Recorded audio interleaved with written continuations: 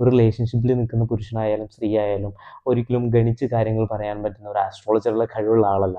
കുറച്ച് ദിവസങ്ങളായിട്ട് social media ചർച്ച ചെയ്തുകൊണ്ടിരിക്കുന്ന ഒരു വിഷയമാണ്. ഷാർജ ബുക്ക് ഫെസ്റ്റിൽ വെച്ചിട്ട് ക്യാറമീര പറഞ്ഞൊരു പ്രസ്താവന, പുരുഷന്മാർക്ക് സ്നേഹിക്കാൻ അറിയില്ല എന്ന് പറയുന്നത്. അതിനോടൊപ്പം ക്യാറമീര ഇങ്ങനെ പറയുന്നുണ്ട്, പുരുഷന്മാർക്ക് കമ്പാനിയൻഷിപ്പ് എന്താണെന്ന് അറിയില്ല. റിലേഷൻഷിപ്പ് ആയിക്കോട്ടെ, ഫ്രണ്ട്ഷിപ്പ് ആയിക്കോട്ടെ, ഞാൻ പറയുന്നൊരു കാര്യം അതാണ്. കമ്പാനിയൻഷിപ്പ് എന്ന് പറയുന്നത് അതൊരു വൺ സൈഡ് അല്ല ആക്ച്വലി, അതൊരു ടു സൈഡാണ്. എന്ന് വെച്ചാൽ അതിന് ഏറ്റവും ഇമ്പോർട്ടൻ്റ് ആയിട്ട് വേണ്ടത് കമ്മ്യൂണിക്കേഷനാണ്. ഏതൊരു റിലേഷൻഷിപ്പ് ആണെങ്കിലും അതിൽ കമ്മ്യൂണിക്കേഷനാണ് ഇമ്പോർട്ടൻ്റ് ആയിട്ടുള്ളതെന്നാണ് എനിക്ക് തോന്നുന്നത്. ഒരു റിലേഷൻഷിപ്പിൽ നിൽക്കുന്ന പുരുഷനായാലും സ്ത്രീ ആയാലും ഒരിക്കലും ഗണിച്ച് കാര്യങ്ങൾ പറയാൻ പറ്റുന്ന ഒരു ആസ്ട്രോളജറുടെ കഴിവുള്ള ആളല്ല.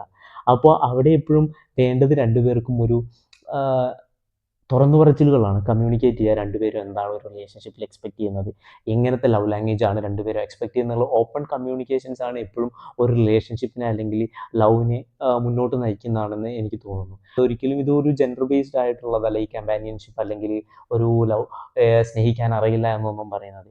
അതെപ്പോഴും യുണീക്കായിട്ടുള്ള ഓരോരുത്തരുടെ പേഴ്സൺസിനെ ഡിപ്പെൻഡ് ചെയ്തിരിക്കുന്നതാണ് എനിക്ക് തോന്നിയിട്ടുള്ളത്. കമ്മ്യൂണിക്കേഷനാണ് എപ്പോഴും ഒരു റിലേഷൻഷിപ്പിൻ്റെ കീ ഫാക്ടർ എന്ന് പറയുന്നത്.